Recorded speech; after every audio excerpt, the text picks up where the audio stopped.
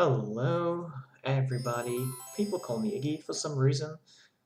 Well, there is a reason. I know about the reason. But hey, welcome to my new Let's Play. And it is going to be Super Castlevania 4, which is actually a remake of the very first Castlevania game for the NES, which might be my favorite Castlevania, and this is my second favorite Castlevania. But, well, maybe this is my favorite one. Hell, don't make me decide. They're both absolutely fantastic games. But this one is a lot easier. And the reason I'm doing this is, well, I did play the game on camera before, but that was during a drunk stream. And if you watch the drunk stream, you can be pretty sure to know that I probably don't remember any of it.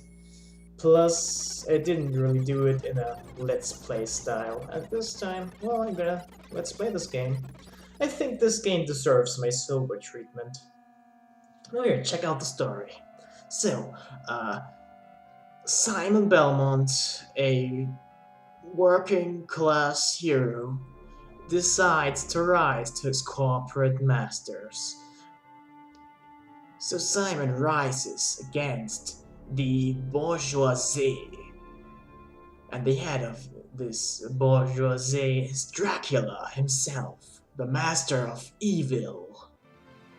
And yes, this is exactly what this text says. I'm not interpolating any of that. It's exactly what the text says, honestly. So, this isn't exactly a game that would fit my normal style of commentary, I think. But I'm gonna do it regardless. Maybe there will be one or two gimmick episodes. Plus, and this is just an idea, maybe for some of the harder levels I will actually make two videos. One edited one where I just show a successful run, edited together with all the important bits said. And then I will also, maybe, perhaps, probably, if I feel like it, make an uncut version, which is just my entire 2 hours of trying to get to Frankenstein, that fucker.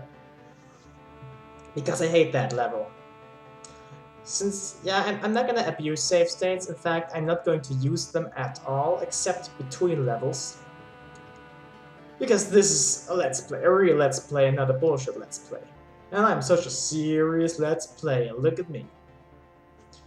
And I will probably also be able to say that this is a better Castlevania 4 let's play than the one Something Awful did, because the Something Awful one was pretty terrible. Even though it had a good idea. Alright, so I need to press start. I pressed start. No, let's actually start. I'm gonna call myself... Oops, wrong button. Iggy, because that's what people call me for some reason. Now, let's start. So as I said, this is actually a remake of the very first Castlevania game. But if you compare the two games, you won't really see that. It's just supposed to show the same events, only with shinier graphics. But there's tons of new levels, tons of new bosses. The music isn't as good, but it's still good. I mean, it's Castlevania. But it doesn't have Wicked Child. And Wicked Child is the best Castlevania song of all. Oh, this is a sweet song too. In fact, it's better than Wicked Child. No, it's not. So the main reason I would prefer the original Castlevania over this one is, well, see, in the original Castlevania, everything was kind of crafted to a challenge. And here, most of these sub-weapons even get kind of useless because your whip is really versatile. For example, in Castlevania 1, you actually had to use the axe if you want to attack like diagonally up or straight up. Here you can just use your whip to do that. And if you wanted to cover a long range, a long distance, you could just throw a knife. And here, actually, well, you can still do that, but it's not worth it usually. Because the whip covers a lot of distance here. Now, what's in that candle over there? Okay, I'm not gonna get that. That's probably just a heart. But as a good Let's Player, obviously I would have to find out. But I'm not a good one, so fuck you. No, don't. I kind of think that the crucifix would be my favorite weapon. It might be the most useful one out of the sub-weapons in this game. But why not pick up the axe? It's not like it's gonna matter much. And yeah, this is wall chicken. The famed wall chicken of Castlevania.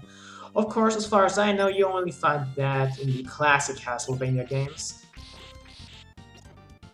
And I don't even think there's a shout-out to that in the later ones. Like, in Lords of Shadow, I would have thought it was fun if there was just a chicken in one of the walls, but there isn't. The wall chicken is one of the most memorable parts of Castlevania, for me at least. But some people say I'm weird. Alright, those candles on there, they have hearts in them. And there's nothing in the wall down there. So I'm not gonna bother. I was probably wrong, there was money in one of those, but who cares? This is not 100% run, this is just some kind of run. And yeah, we can swing with our whip, and it's really nice. And there's chicken in that candle.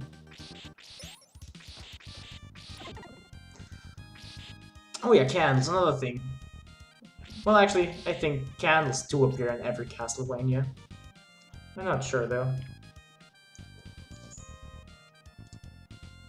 They do hold the power-ups. And invincibility, and there's something else here. It's a power-up to... Oh god, I can't see myself anymore. So what's in here is a power-up that will allow me to throw 2 axes.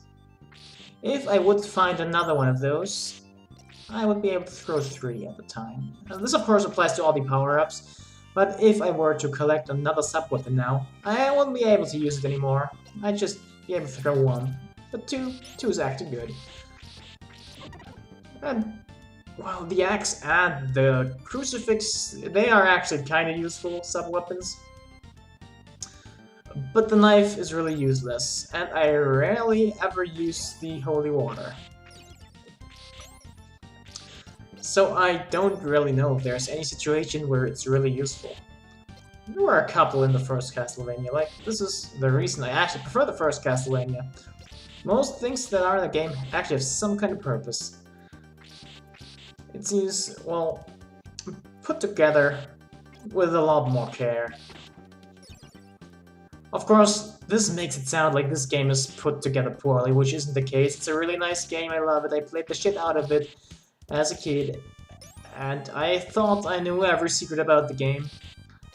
But I will probably, over the course of this Let's Play, find something new. And hey, I even forgot some things. Now I pretty much accidentally collected the worst power-up in the game, the stopwatch. Let's show it off. Heh. Medusa hats. Fuck you. Well, okay, it has some fun uses, but it's definitely not essential for any part of the game. None of the sub-weapons are.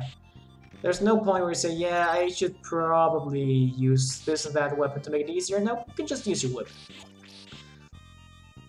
Even though, actually, the axe and the crucifix both have uses against some bosses I can think of. Well, yeah, nothing you couldn't also do with a whip. And I should have probably... Yeah, see, I can just kill that thing. And now our first boss fight. Hello, boss fight. I have knives. So we can harm him by attacking the head, which is really sweet. And I kind of... Okay, I think this is my usual strategy, just wait here.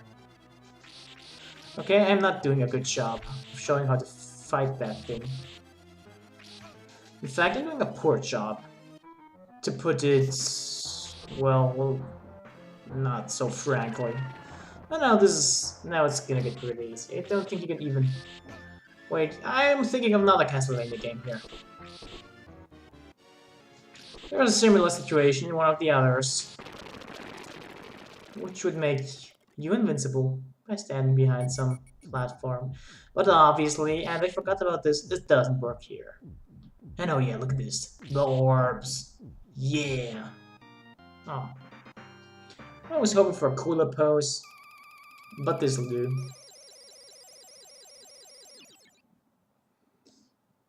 So the first level's already complete. See you again in the second one, I guess. Goodbye until then.